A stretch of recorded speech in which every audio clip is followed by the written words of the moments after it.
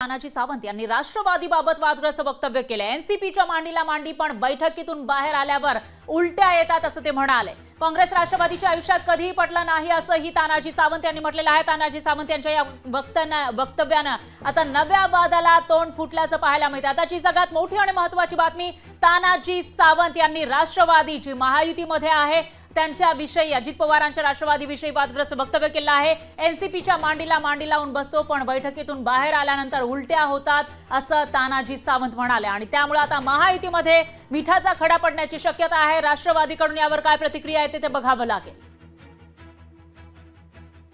मासाचा शिवसैनिक कधीही आयुष्यात काँग्रेस आणि राष्ट्रवादीचं माझं जमलेलं नाही। शिकत असल्यापासून आतापर्यंत ती वास्तव जसं एनर्जी म्हणतोय गुढी खाली उलट्यावर चालवतात ती अवस्था आहे।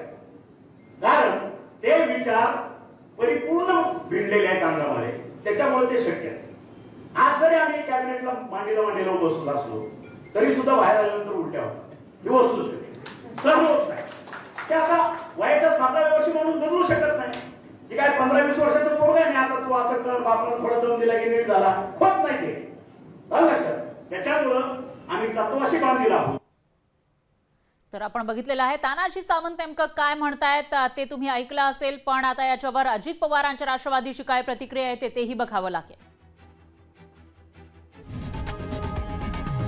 लोकशाही मराठी ऐका, पहा, जागरूक रहा।